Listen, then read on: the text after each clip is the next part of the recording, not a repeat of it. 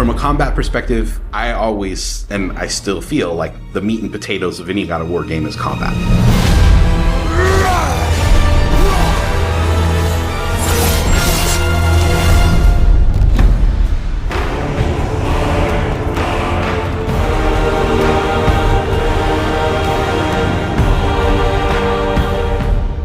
My name is Roberto Clemente. All my friends call me Bert. I'm a senior combat animator here at Sony Santa Monica. My name is Kim Wynn, and I'm a gameplay animator. Hi, I'm Sabra, and I'm a senior VFX artist on God of War Ragnarok. My name is Grace Pan, and I'm a gameplay animator in God of War Ragnarok. Hi, I'm Stephen O'Hara with GBA, combat designer on God of War. And I create interesting and memorable creatures that players like to attack and defend against. As an animator, you gave life to characters. You make them move, you give them personalities, you give them weight.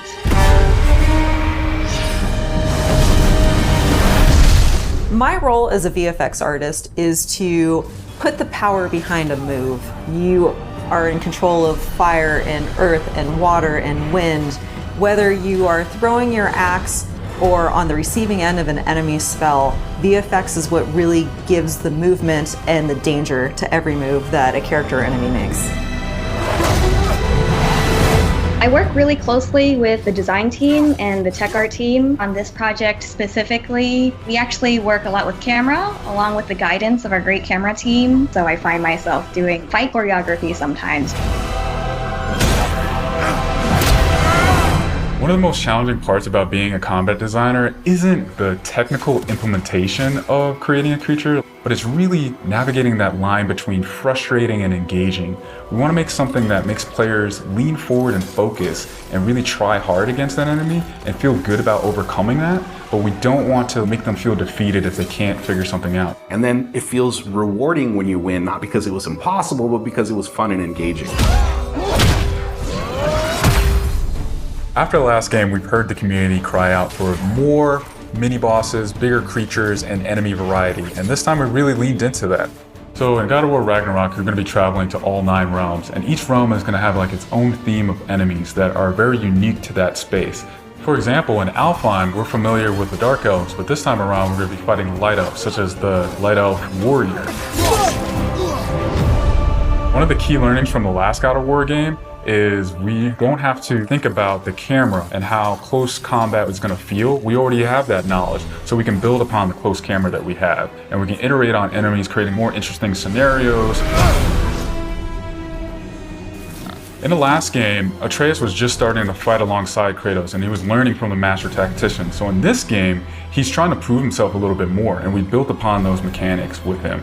The previous God of War, Atreus was still a kid, right? So he has a lot of dependency on his father. And for this game, you will see Atreus moving more independently on his own as a companion. In regards to VFX for Kratos, I think what the players really love is the powerfulness of it. When you are playing as Kratos, you really do feel like the God of War. And moving into Ragnarok, we want to really make something bigger, make it stronger, make it more of a spectacle. You want them to be like, oh my gosh, I didn't know that the Blades of Chaos could get even better, but look at that.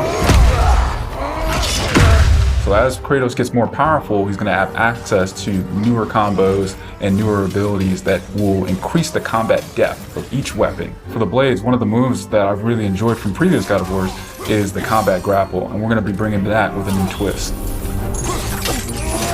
I'm very excited for players to try the blade grapple traversal moves. That brings so much more speed into the movement and the dynamic feel to it. One of the ways we've expanded Kratos combat this time around is we've given more utility and choice to the shield loadout. If you are a parry person, you could really go for a shield that gears towards parrying. If you're a big blocker, then you could choose a shield that will really match your playstyle. One new mechanic or element that I'm really excited about is these combo finishers. Building up the stun meter this time around is going to lead to different ways to basically decapitate the enemy. You're going to be able to choose, which weapon you want to have when you kill a guy. Another feature that we've added for Kratos is his new pre-fall attacks. You could jump off a ledge, and if there's an enemy below you, you could slam down on him. There's such an emphasis on verticality in some of these fights that it's super engaging. And as Kratos, now that you have so much mobility and that you can also take advantage of that verticality, I think it just adds such another interesting layer to a fight. In God of War Ragnarok, we've enhanced the Kratos and Atreus duo. He's going to initiate a little bit more and be aggressive. He's going to fight alongside you and sometimes even surprise you with his combo abilities too. Some of the new expanded companion actions that you'll see Atreus do leverage the fact that he's older now, he's bigger now. And he's different from Kratos, so his magic has a different flavor. Not only that they fight side by side together, there are also a lot of mini games and player interaction moments. For example, like the puzzle systems and the set pieces. You definitely will see a lot more collaborations between father and son.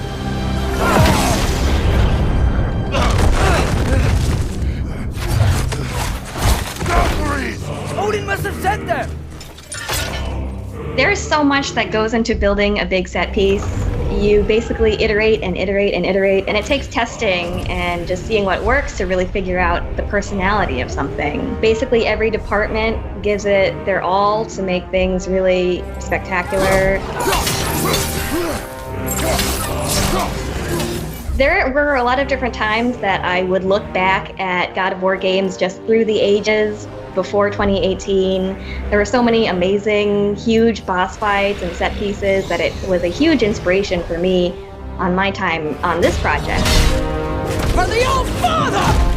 Our design philosophy for creating new and memorable enemies is basically making them a combat puzzle, similar to like chess, and focusing on the chess pieces. Each piece has its own theme and its own use. You need to be able to see what's happening in an instant and be able to react as the player.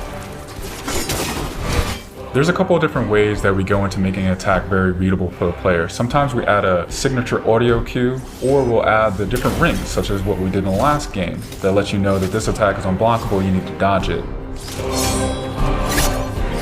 There's so many different ways that VFX really helps not just show what an enemy is about to do, but show who the enemy really is.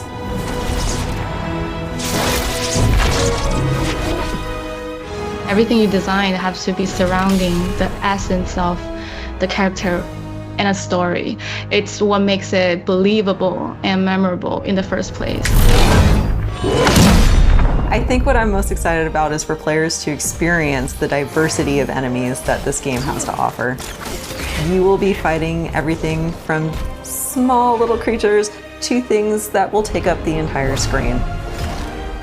All of their designs run the gamut. I think each one looks so much different from the next one, and each of them have their own play styles and their own little fantasies that go into it.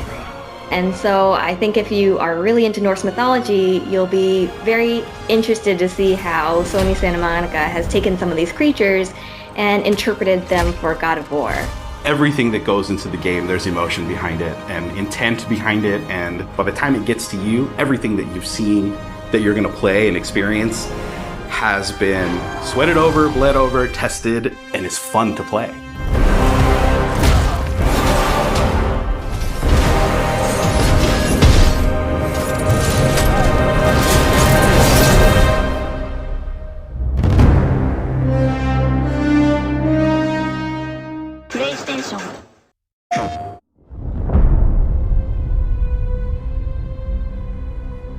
Everyone keeps secrets.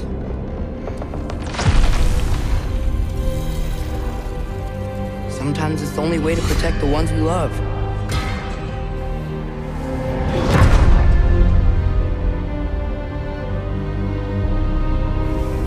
I know you. God Killer.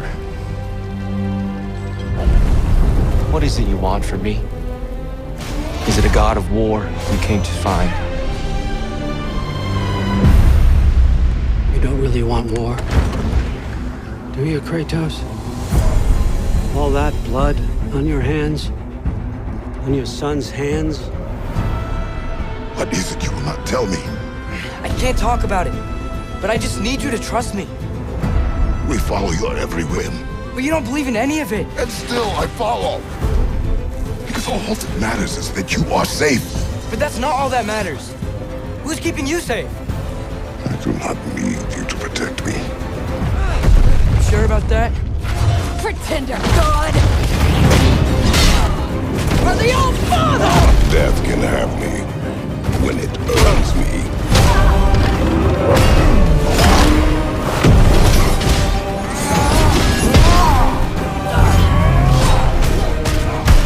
What do you even know of godhood?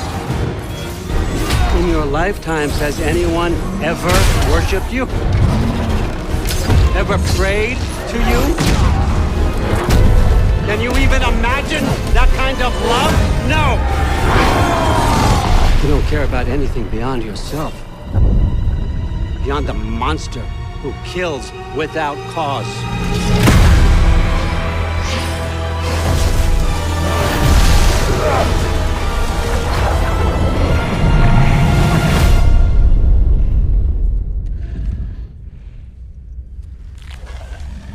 Fate only binds you if you let it.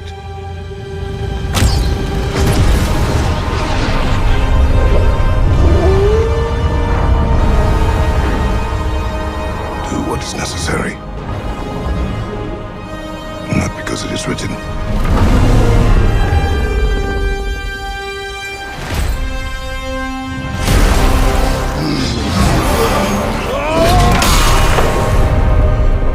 We will make our own destiny.